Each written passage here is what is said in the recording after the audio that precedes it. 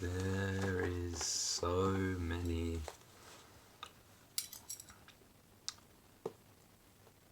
insights you can have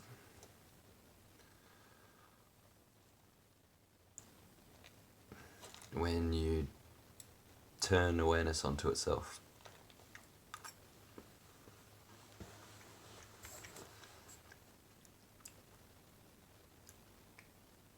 When you become conscious that you are alive.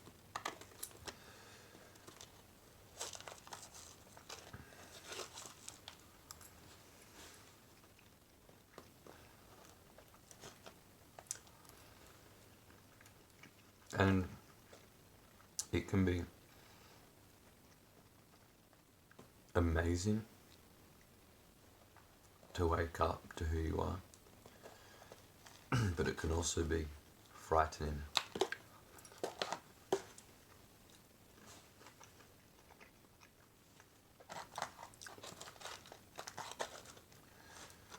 Because tonight, I don't really know how to explain it, but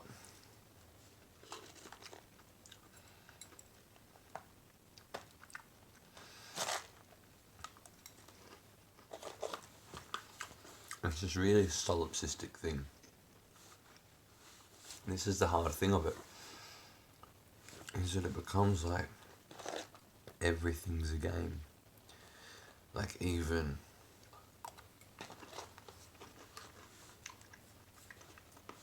spirituality. Even like fucking spiritual books and videos, like, and like people who are enlightened. And it's like,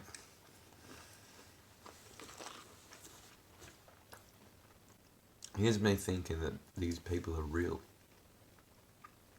Because of course anyone would do that. Like the people I watch on YouTube, spiritual teachers that I would consider enlightened. At the end of the day, they're, for me, in my own conscious experience, they're just pixels on a screen or words on paper.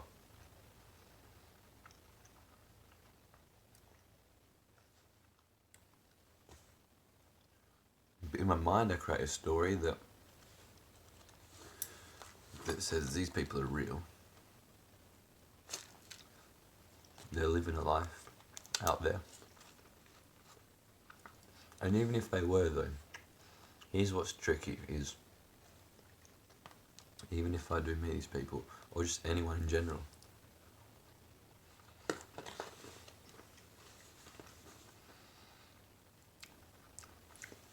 it all comes back to this thing where it's like, I'm only conscious of consciousness. There is nothing else. And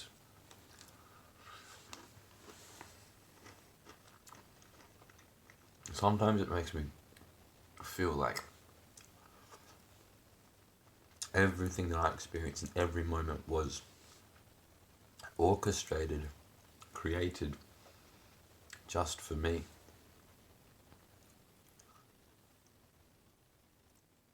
And it sounds very narcissistic, but it's not like, and maybe it is, but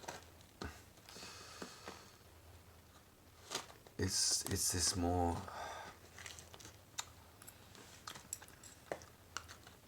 it's this fact of not knowing.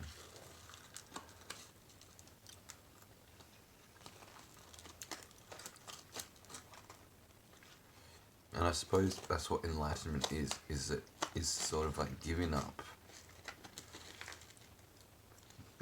the need to know what this is and what life is. And as soon as you do that, then, you know, you see everything clearly. But, oh fuck, man. It seems like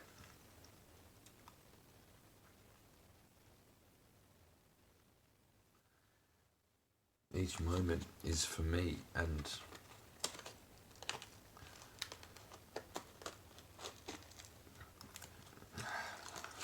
it's so fucking difficult to explain what I'm on about. But it is this solipsistic thing, really, where it feels like it's just me. It's just me. And people don't even exist. And that's fucking sad, and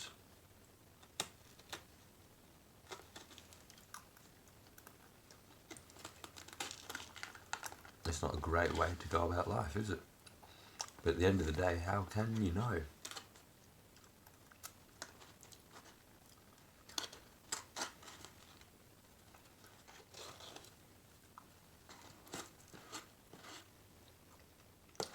You're just given this life. Like, you're just fucking here. Like, I'm just fucking here. And all that I know right now is like this sight, which is just colours and shapes, and these physical sensations, and taste and smell. And then there are thoughts. But here's the thing, is that we think that the thoughts that we have is reality. Like, we're all living in our own bubbles of reality. Like, we're not actually sharing life with anyone.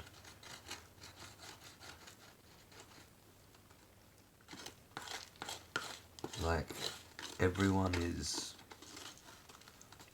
projecting their own thoughts and their whole conditioning onto reality, thinking that this is how it is.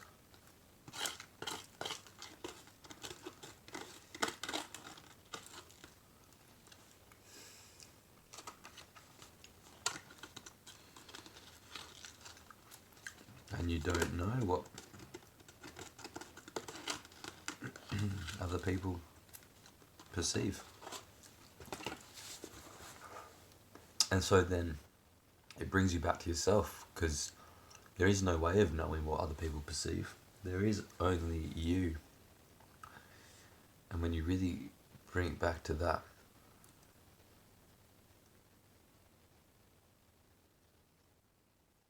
you're left with just your consciousness. And you realize that the thoughts that you have, well, the thoughts that you have create your own personal reality.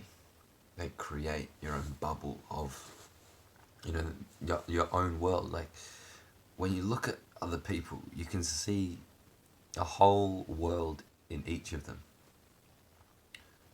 That their perception is creating a whole world. Like, there's a whole universe within each of us. Like, that's the thing, each of us experience reality completely different. We're living in our own version of reality. Each and every one of us is living in their own version of reality. A completely different world. We don't share it, you know? This is the weird thing. And it's quite lonely, is that sometimes it feels like I want to fucking know what other people are perceiving, and not just like know based on how I am, because that's really, you can only know other people as you know yourself. You know what I mean? You can only know people through your own mind. You don't know people how they perceive reality, what's going on in their mind, and you know that you don't know their world. You only know your own personal world.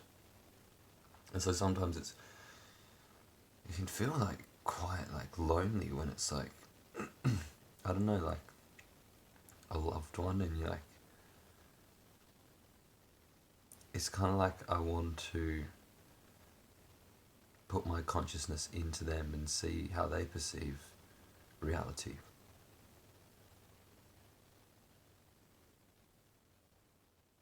I'm only coming from my own standpoint.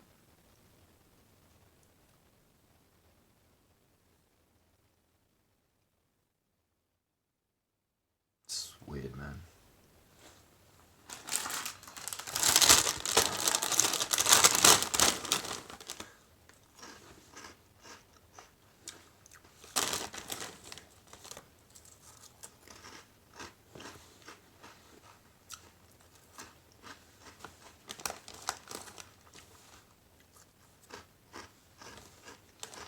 And then there are all these things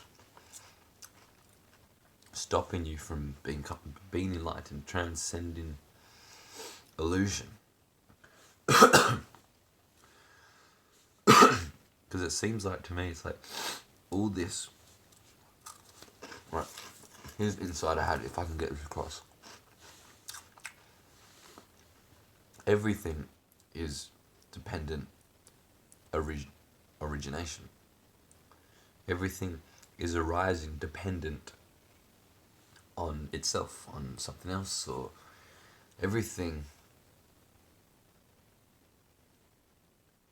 arises dependent on something else. Like creation, right? There is no starting point of being, of creation, of existence. Existence always has been and always will be, and everything is dependent on each other.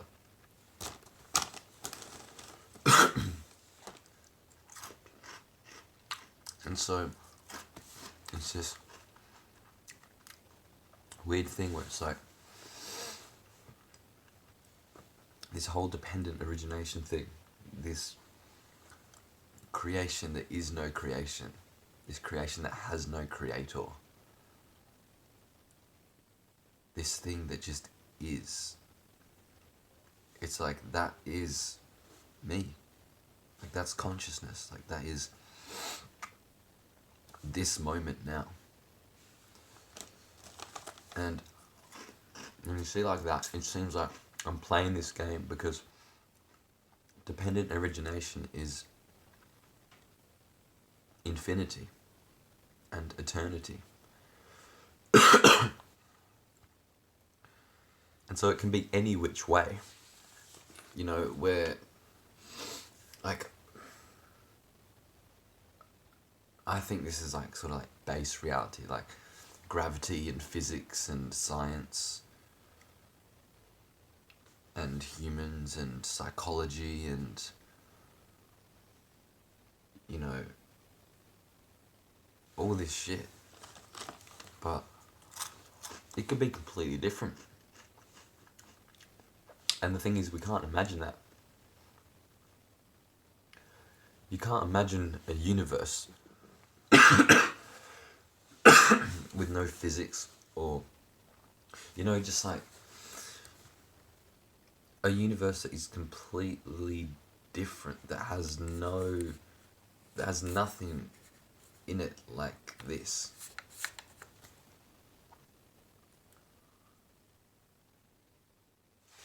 Like,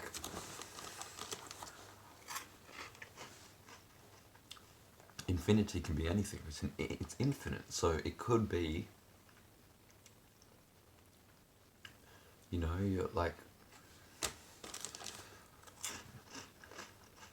it's just interesting to me that life is experiencing this, and it's like put these like struggles in the way to make it interesting. Because that's the funny thing, is that if you're infinity, you would do all the things that bring you happiness, and you do all the things that, you know, you would eliminate suffering, but then you'd get bored of that. And then you would start to put challenges in the way, and then that it seems like this is what's happening. Is that I am this infinite, dependent, arising thing that is no thing, and I'm playing a game with myself.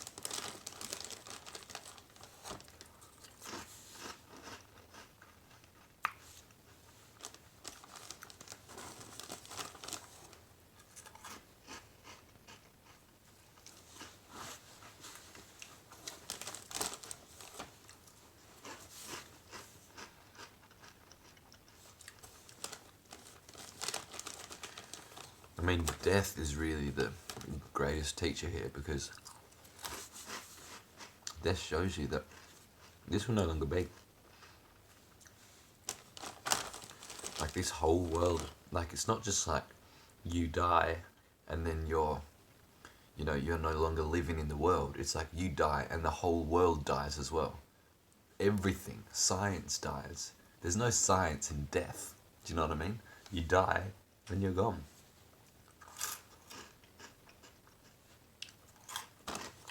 You know what I mean?